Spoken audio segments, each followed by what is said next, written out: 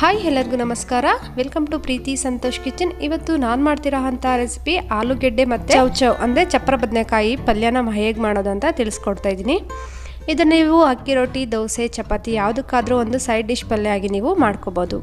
ಈ ರೆಸಿಪಿನ ತುಂಬ ಈಸಿಯಾಗಿ ಸಿಂಪಲ್ಲಾಗಿ ಹೇಗೆ ನಾವು ಮಾಡೋದು ಅಂತ ತಿಳಿಸ್ಕೊಡ್ತಾ ಇದ್ದೀನಿ, ನೋಡ್ಕೊಂಡು ಬರೋಣ. ಇದನ್ನು ಮಾಡೋದಕ್ಕೆ ನಾನು ಒಂದು ಕುಕ್ಕರ್ನ ಯೂಸ್ ಮಾಡ್ತಾ ಇದ್ದೀನಿ. ಕುಕ್ಕರ್ ಸ್ವಲ್ಪ ಬಿಸಿ ಆದಮೇಲೆ 2 ಸ್ಪೂನಷ್ಟು ನಾನು ಆಯಿಲ್ನ ಹಾಕ್ಕೊಳ್ತೀನಿ.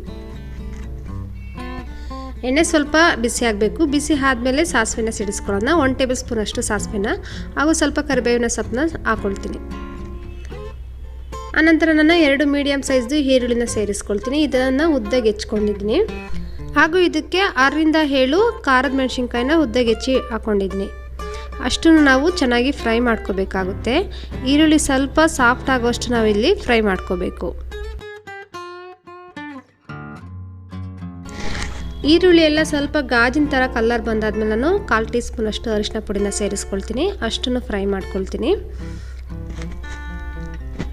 ಇದಕ್ಕೆ ಇವಾಗ ನಾನು ವಾಶ್ ಮಾಡಿ ಇಟ್ಕೊಂಡಿರೋ ಅಂಥ ಚಪ್ಪರ ಬದನೆಕಾಯಿ ಮತ್ತು ಆಲೂಗೆಡ್ಡೆ ಎರಡನ್ನೂ ನಾನು ವಾಶ್ ಮಾಡಿ ಇಟ್ಕೊಂಡಿದ್ದೀನಿ. ಅದನ್ನು ಸೇರಿಸ್ಕೊಳ್ತೀನಿ.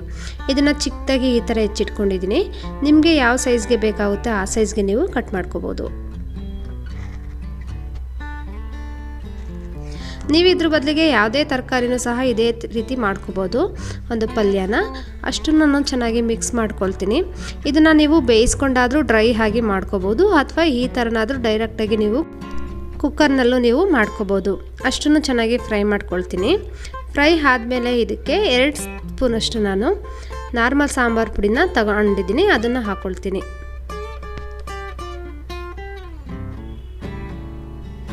ಅಷ್ಟನ್ನು ಚೆನ್ನಾಗಿ ಫ್ರೈ ಮಾಡ್ಕೊಳ್ಳೋಣ. ಸ್ವಲ್ಪ ಹಸಿ ವಾಸನೆ ಹೋಗೋಷ್ಟು ಫ್ರೈ ಆದರೆ ಸಾಕು. ಇಲ್ಲಿ ಇವಾಗ ನಾನು ನೀರನ್ನ ಸೇರಿಸ್ಕೊಳ್ತೀನಿ.